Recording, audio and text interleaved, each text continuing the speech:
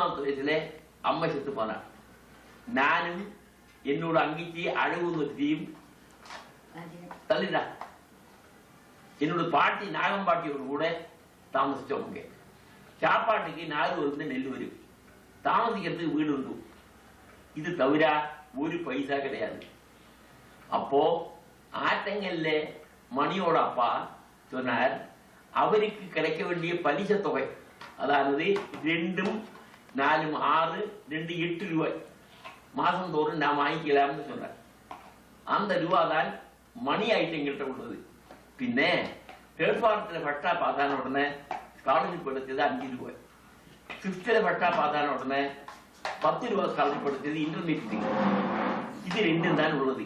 ஆனால் இதே சமயம் என்னோட மாமா ஒருத்தர் உண்டு, ஐயம் மாமா.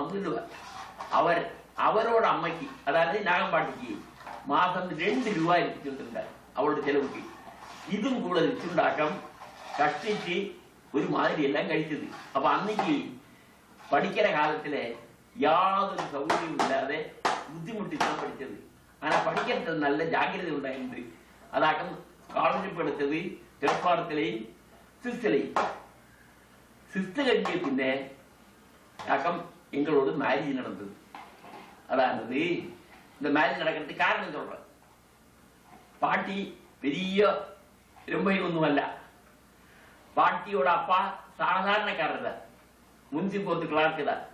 ஆனால் அவர் 1800 ரூபாய் டவுரி தரேன்னு சொன்னார். இந்த 1800 ரூபாய் வச்சுண்டாக்கம் என்னோட அங்கிச்சியை கல்யாணம் கழிக்கணும், அல்ல வேற நிவர்த்தி இல்லை. மாமா எல்லாம் உண்டாயிருந்தது. மாமா அதுக்கு ஒன்றும் சக்கரம் ஒன்றும் தர மாட்டார். அப்ப நான் கொடுத்த 1800 ரூபாயும் அதனோட பலிச்சையும் கொண்டாக்கம் என்னோட அங்கிக்கு அளவுக்கு கல்யாணம் கழிச்சு. அதனால நான் வேற ஒன்றும் பார்க்கலை, இவ்வளவு கல்யாணம் கழிச்சேன் 16 வயசுல. அன்னைக்கு அவளுக்கு 11 வயசான உள்ளது. அது ப்ரீ பியூபர்ட்டி மேரேஜ் ஆகும். நப்சல் எங்களை கழிச்சது என்னோட உத்தியோகம் கிட்டத்தட்ட. அதான 20ஆம் வயசு கழிச்சு இங்க உத்தியோகத்துக்கு வந்த தான் நப்சல் கிடைச்சது. 4 வருஷம் we were living separately. She even thought that I would renounce her. அது கூட உண்டாயிருந்து. அதான் 4 வருஷம் நான் கொட்டாரகிரிக்கு போகாதனால ஒரு பட்சம் அவளுக்கும் அவ ஆத்துக்காரனுக்கு ஒரு சம்சயம் உண்டு, இவன் வேற ஏதாவது கல்யாணம் கழிச்சுடுவோம், அது வரை உண்டாயிருந்து. But I was firm. ஒரே நிச்சயம் என்னென்னால் எனக்கு சம்பளம் கிடைச்சால் என்னோட ஒய்ஃபை சப்போர்ட் செய்வேன், இல்லாட்டால் ஒய்ஃபோடு கூட இருக்க மாட்டேன். சம்பளம் கிடைக்கிறது வரை நான் அந்த ஐடியாவே இல்லை, ஃபேமிலி மேன் விசாரமே எனக்கு இல்லை. சம்பளம் கிடைச்சது, கிராஜுவேட் ஆயிட்டு பிஏ பாஸ் ஆன உடனே டீச்சர் ஆயிட்டு கிடைச்சது 50 ரூபாய் சம்பளம். 50 தான் 50 சர்க்காரி விவேகானந்தர், அது கூட சொல்லலாம். 49 ரூபாய் தான் உள்ளது. இவ்வளவு கூட்டு இங்க வந்து தாமதிச்சேன். வந்தது எப்படின்னா ரொம்ப விசேஷம். ஒரு சக்கரா வண்டியில அவ கல்யாணத்துக்கு தந்த பாத்திரங்களும் ஒரு ஓட்டர் ட்ரங்கும் நானும் அவ்வளவு வாட்டி இங்க வந்து இறக்கிறேன். அத வேற விசேஷம் ஒன்றும் இல்லை. நாங்க தாமதிச்ச வீடு சாணாம் போட்டு மொழியின வீடு, அதானது செவரின் தரையும் சாணாம் போட்டு மொழியின வீடு. ஒரு வீடு ஒரு பாக்கத்துல எங்களுக்கு கிடைச்சது. அப்படி அந்த காலத்துல கொஞ்சம் கஷ்டப்பட்டு இருந்து இல்லைன்னு சொல்றது இல்லை. ஆனால் இன்னைக்கு அதை நினைக்கிற போது அது கஷ்டமாயிட்டு தோன்றலை. இவ்வளவு சாதிச்சே இன்னும் சந்தோஷமாக்கி தோன்றது. சாதாரணக்காரனால் டிஸ்பிரிட் ஆகிடுவார். நான் 4 வருஷம் அங்க இருந்து எப்படியோ வைத்தேன், என்னன்னு சொல்றேன். ஆனா எனக்கு ஃப்ரெண்ட்ஸ் உண்டு. இந்த ஃப்ரெண்ட்ஸ் எல்லாம் எனக்கு வேண்ட சகாய்ப்பார். ஒரு இன்சிடென்ட் சொல்றேன் சகாய்ச்சது. மகாராஜா எனக்கு மெடல் தரா அனௌன்ஸ் இருக்கா. அவர் கை கொண்டு மெடல் தர போறாரு மாடல் ஸ்கூல்ல வச்சு. அப்ப இவா சொன்னால் லைட் கலர்ல போட்டு தான் போட்டு போகணும்.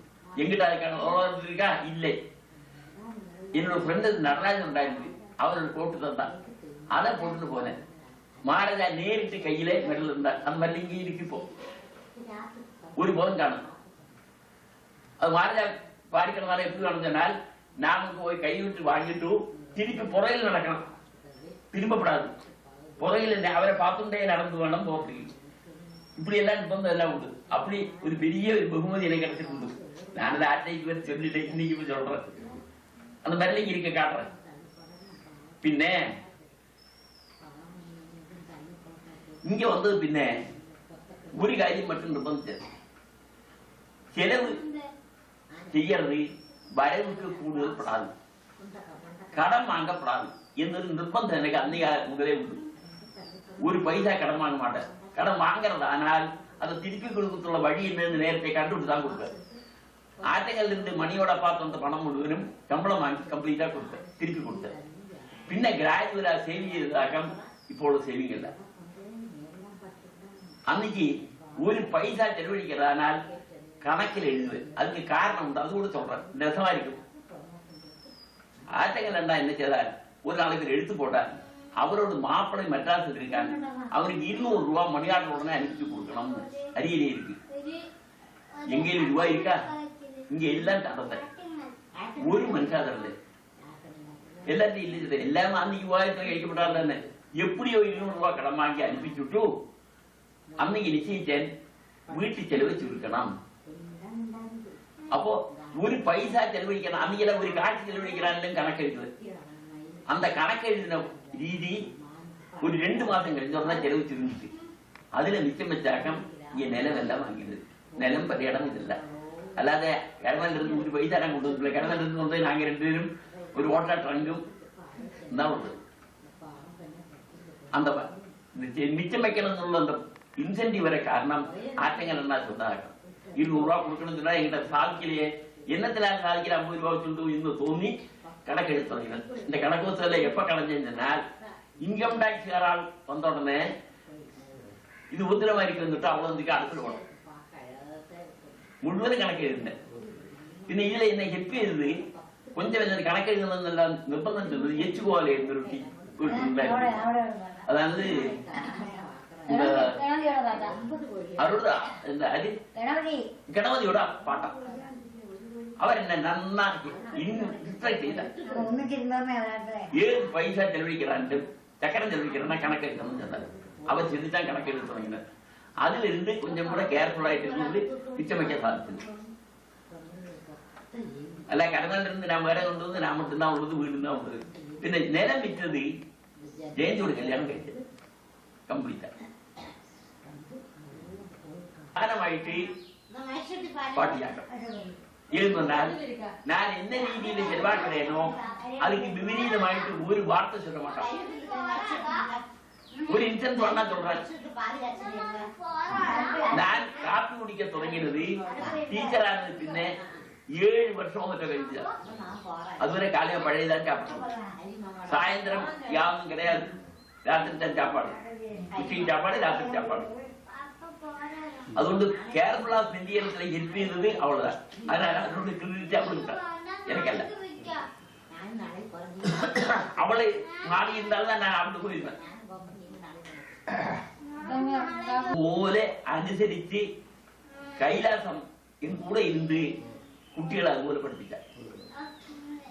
எந்த குட்டிகளுக்கும் அதே போல ஈவிக்கணும் உள்ள நீதி வருத்தது கைலாசம் ஆகணும். கைலாசம் தானே அவள் வளர்த்தினது நானும் தான். அதாக கைலாசம் பிரத்யேக போகும்போது